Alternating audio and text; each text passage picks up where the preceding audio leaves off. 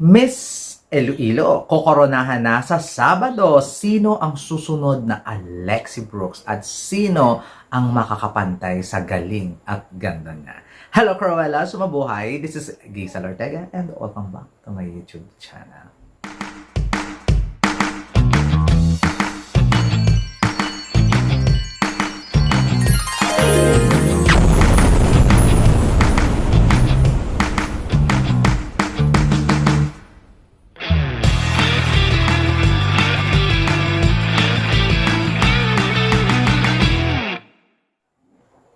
Hello! Kamusta po kayong lahat? Good morning, good afternoon, good evening. Anong mga oras kayo nanonood sa akin ngayon?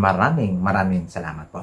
At syempre, bago ang lahat, at syempre kailangan nating i-topic natin ito ng bonggang-bongga kung sino nga ba ang successor ng ating Miss Universe Philippines Iloilo, Alexi Brooks na bonggang-bongga. Kasi ang coronation na ng Miss Iloilo, a beauty pageant, syempre, ay sa Saturday na, Sabado, alas 7 ng gabi. So, abangan ninyo ang aking pa-live dyan, ang aking live reaction video sa Miss Iloilo 2025. At sana ay samahan nyo ako sa pag-react sa reaction video ko dyan sa aking YouTube channel. So sino nga ba ang potensyal na manalo dito sa Miss Iloilo 2025? At magiging next Alexi Brooks na mag-represent sa Miss Universe of Philippines. Di ba?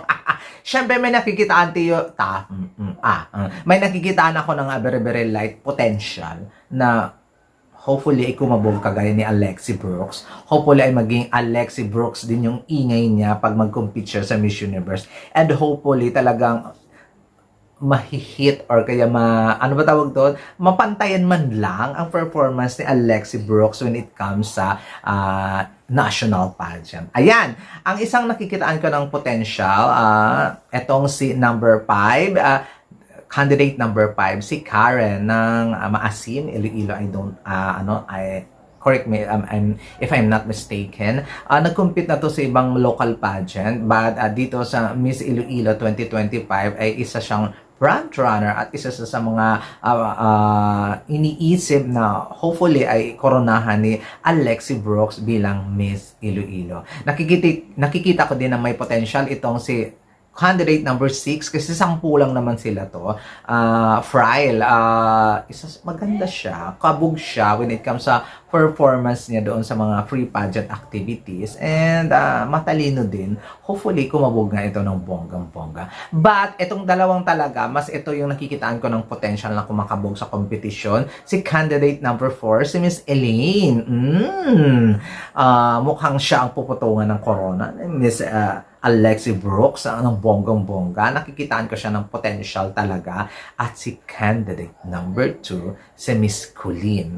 Di ba? So, ayan yung mga inaabangan kong mga crown worthy dito sa Miss Iloilo 2025, and hopefully ay matumbasan or matumbasan o kaya malagpasan nila ang performance ni Miss Alexi Brooks when it comes sa Miss Iloilo Beauty Pageant. At guys, don't forget live po tayo niyan alas 7 ng gabi sa Saturday. Maraming salamat.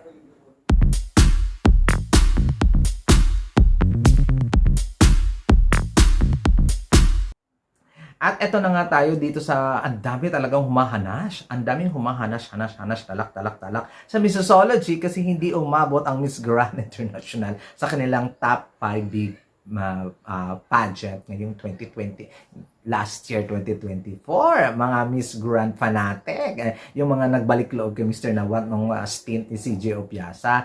So, to be honest, para naman sa akin to pasok naman ta siguro ang Miss Grand International sa top 5. Pero to the point na aagaw siya sa Big 4, no. But sa Missology, hindi umabot ang Miss Grand. Kaya ang daming tumatalak na mga Miss Grand fanatic na mga Pinoy. Bakit hindi umabot? Hindi ba nakaka-move on? Or galit na galit pa rin ba ang Missology sa Miss Grand International? Para sa akin, may puntos naman na hindi sila makaabot sa top 5. Kasi nga itong Miss Grand International ay self-proclaimed na number 1 pageant. In all aspect, of course, I think hindi pa naman.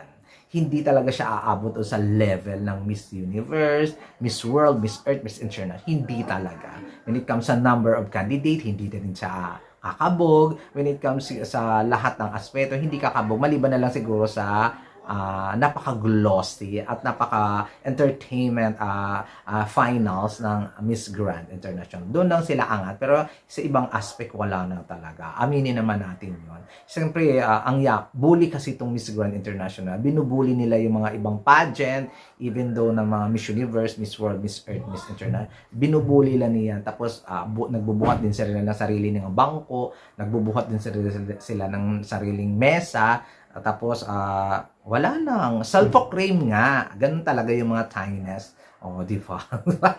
Nagsi-self-proclaim sila na sila ang number one. Parang GMA. Charot lang. Hindi, alam mo naman, di ba?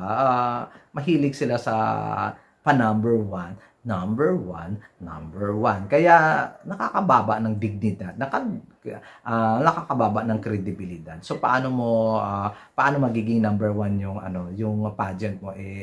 Isang aspeto lang yung ginagawa ninyong number one. Yung entertainment value lang naman. But sa ibang aspeto ay, Diyos ko, takanal. So, hindi ko naman sisisi ang Missology kung hindi nila isinama sa top 5. Parang deserved naman. Pero personally, mukhang aabot naman sila sa top 5. Yung mga sumasabit sa top 5. Sa top 5, for me ha, kasi nga naman, ngayong year lang naman sila umayos-ayos at saka tigil-tigilan na nila ang pagsagot sa mga comments, sa comment section, di ba? Tigil-tigilan nila ang ka-cheap pa na ginagawa ng organization. Ayun lang naman yung sa akin ha. Kayo, ano ang inyong masasabi? Comment down below lang kayo sa inyong violent reaction, views and opinion sa paglagay ng Missology at sa hindi paglagay ng Missology sa Miss Grand International bilang Best Pageant of 2024. There you go. Maraming salamat. This has been Gay Ortega at paalam.